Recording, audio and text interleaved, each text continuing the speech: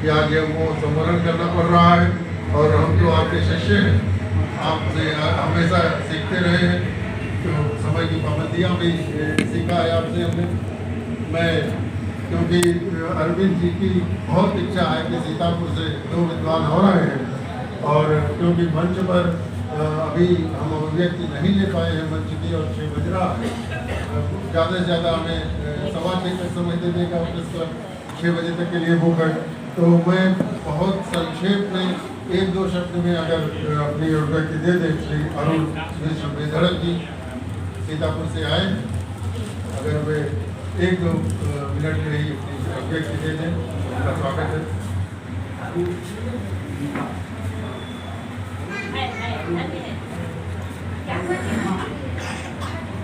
माँ वाणी को नमन, सारस्वत मंच को नमन। आज बड़ा पुनीत अवसर है कि परम श्रद्धेय श्री परमानंद रस्तोगी जी की जयंती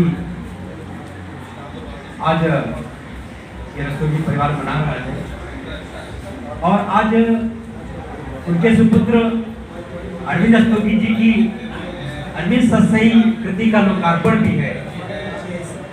और उससे बड़ी बात यह है कि साहित्यिक उर्वरा पटल अखिल भारतीय साहित्य परिषद, जिसका मुझे भी सीतापुर इकाई का महामंत्री होने का सौभाग्य प्राप्त है, और वो संस्था और भारत प्रकाशन संयुक्त तत्वाधान में आज इस कृति का लोकार्पण कर रहे हैं। मैं हृदय से बहुत बहुत बधाई शुभकामनाएं देता हूँ। एक परिचय के छंद के साथ में और अपनी धारा से जुड़ती हुई एक छंद के साथ में मैं अपनी वाणी को विराम देना चाहूंगा। एक परिचय के छंद के साथ में मैं अपनी बात को प्रारंभ करता हूँ। मंच को मेरा प्रणाम, मंच को मेरा प्रणाम। ये अवध की धरती है, भगवान श्री राम की धरती है।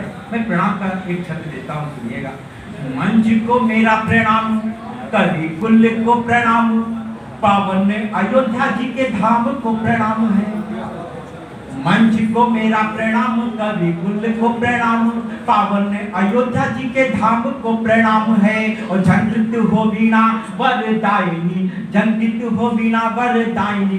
कि मंच को मेरा प्रणाम, कवि कुल को प्रणाम, सारस पावन अयोध्या जी के धाम को प्रणाम है। झंकृत हो वीणा वरदायिनी। मैं दूसरा छंद पढ़ता हूँ, विस्तृत हो गया। मैं एक छंद पढ़ता हूँ, देश के शूरवीर सैनिकों को नमन करना चाहता हूँ। उन संस्कारों की बात करता हूँ कि जब अपने पिता की इच्छा के लिए भगवान श्री राम जी 14 वर्ष के लिए वनवास के लिए चले जाते हैं, और श्रवण कुमार जी अपने अंधे माता पिता को चारों धाम की यात्रा कराते हैं। ये वो धरती है, ये वो संस्कारों की धरती है, और ये वो संस्कारों की धरती है जब अपने आंगन की चौखट की डोरी से कोई बेटा माँ भारती की सेवा के लिए जाता है। क्या संस्कार जीता? मैं छंद पढ़ता हूँ, सुनिए।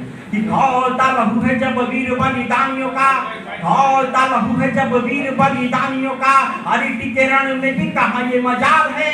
धौलता लहू है जब वीर बलिदानियों का, अरिटी के रण में भी कहाँ ये मजाल है।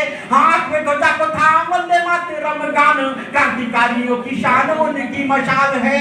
हाथ में ध्वजा को थाम वंदे मातरम गान, क्रांतिकारियों की शान उनकी मशाल है। और भारवक्षी शत्रुओं का लिख देते इतिहास, भारवक्षी शत्रुओं का लिख देते इतिहास। शौर्य से सजाए भाग बन महाकाल है। और वीर अभिमन्यु व भरत से पराक्रमी, युग में ही जनती है मातु ऐसे लाल है, युग में ही जनती है मातु ऐसे लाल है। बहुत बहुत धन्यवाद। जय जवान जय बंदे। आदरणीय श्री बेधड़क जी, मैं श्री अवधेश जी से आग्रह करूंगा, संक्षेप में बहुत कम समय रह गया।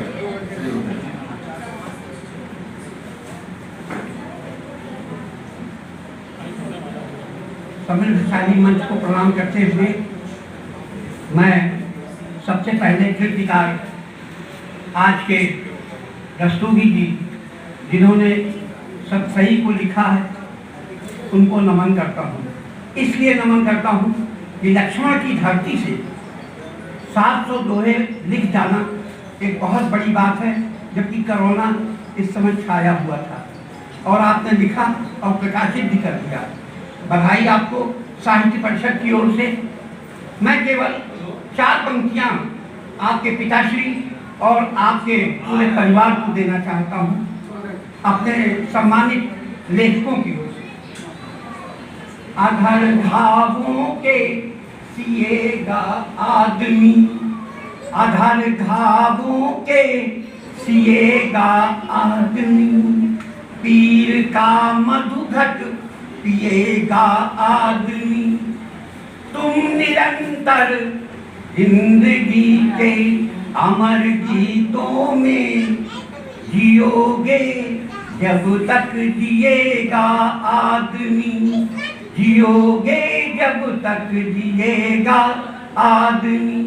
मैं नमन करते हुए इस भारतीय मनीषा को और सांस्कृतिक अभ्युदय को, क्योंकि इसने हस्ताक्षर दिए हैं, चेतना दी है और राष्ट्रीय स्फूर्ति दिया है। जय स्वदेश, जय नागरिक।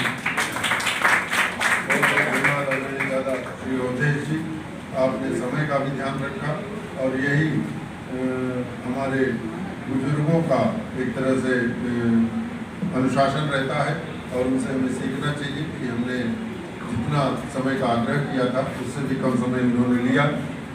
मैं एक दोहे के माध्यम से और ये मंच को कह दूँ कि वो जितना भी अपनी अभिव्यक्ति